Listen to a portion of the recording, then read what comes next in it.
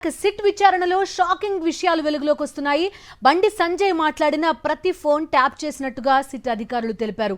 ఆందోళనలు, కేసుల విచారణలో న్యాయవాదులతో సంభాషణలు ట్యాప్ చేసినట్టుగా వెల్లడైంది. గ్రూప్ 1 కేసును విచారించిన జడ్జి ఫోన్ కూడా ట్యాప్ చేసినట్టు సిట్ వర్గాల నుంచి సమాచారం అందుతోంది. మరోవైపు బండి సంజయ్ విచారణ కొనసాగుతోంది.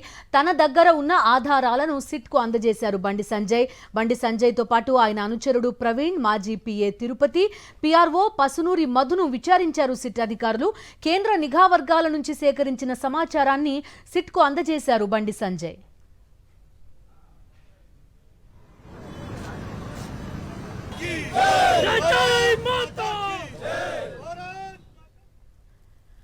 బండి సంజయ్ విచారణ ప్రస్తుతం కంటిన్యూ అవుతోంది.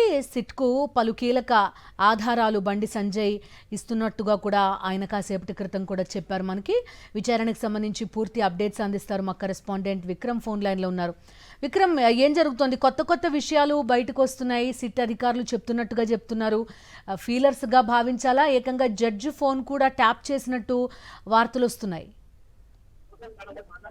ఇందు బండి సంజయ్ వ్యక్తిగత సిబ్బంది కశ్మీరి మధు, బోయినపల్లి ప్రవీణ్ రావు, పువ్వుల తిరుపతిని వేరువేరుగా సిట్ అధికారులు విచారించారు. దాదాపు 45 నిమిషాల పాటు ఆ ముగ్గురిని విచారించారు. ఇంకా బండి సంజయ్ కి సంబంధించిన విచారణ మాత్రం ఇంకా కొనసాగుతుంది. మరికొద్ది సేపట్లోనే బండి సంజయ్ విచారణ పూర్తి కాబోతుంది.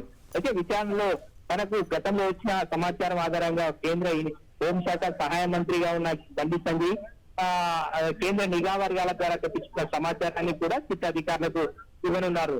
ప్రజా సంగ్రామ యాత్ర, ఆ తర్వాత 317 జీవో సంబంధించి పోరాటం చేసిన సందర్భంలో కార్యాచరణ ఏం చేస్తున్నామన్న దానిని ముందుగానే ఫోన్ ట్యాప్ ద్వారా విషయాన్ని పసిగట్టి తమ కార్యాచరణను భద్రం చేసే విధంగా గత ప్రభుత్వం చేసింది అని చెప్పి సిట్ అధికారుల ముందు బండి సంజయ్ చెప్తున్నారు. అదేవిధంగా ఏ అంశాల ద్వారా ఫోన్ ట్యాపింగ్ గురైంది అన్న దానికి కూడా తన వాంగ్మూలాన్ని సిట్ అధికారులకు తెలియజేస్తున్నారు.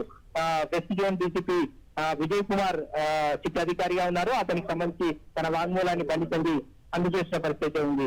అయితే మొత్తంగా ఉదయం నుంచి కూడా మనం చూసుకోవచ్చు, ఇక్కడ ఖైరతాబాద్ లోని హనుమాన్ దేవాలయం నుంచి బండి సంజయ్ దిల్కుషా గెస్ట్ హౌస్ వరకు ర్యాలీగా వచ్చారు. ఆ తర్వాత సిట్ అధికారుల ముందు తన వాంగ్మూలాన్ని ఇస్తున్నారు. ఏ అంశాలకు సంబంధించి గత ప్రభుత్వంలో ఏ ప్రజా సంగ్రామ యాత్ర కానీ, 317 జీవో కానీ, ఇతర సందర్భాల్లో పార్టీ చేపట్టిన కార్యాచరణకు సంబంధించి రాష్ట్ర అధ్యక్షుడిగా బండి సంజయ్ ఉన్న సందర్భంలో పార్టీ కార్యాచరణకు సంబంధించి ప్రతి కార్యక్రమానికి సంబంధించి కార్యాచరణను ముందుగానే ఫోన్ ట్యాప్ ద్వారా గుర్తించి తమ కార్యాచరణను భగ్నం చేసే విధంగా గత ప్రభుత్వం చేసిందని చెప్పి బండి సంజయ్ ఆరోపిస్తున్నారు. దానికి సంబంధించిన ఆధారాలను కూడా కేంద్ర నిఘా వర్గాల ద్వారా తెప్పించుకున్న బండి సంజయ్ సిట్ అధికారులకు ఇస్తున్న పరిస్థితి ఉంది. మరి కాసేపుతోనే బండి సంజయ్ దిల్కుషా గెస్ట్ హౌస్ బయటికి వచ్చి మీడియాతో మాట్లాడబోతున్నారు. మరికొంత సమాచారాన్ని చెప్పే అవకాశం కూడా ఉంది. Right Vikram, thank you.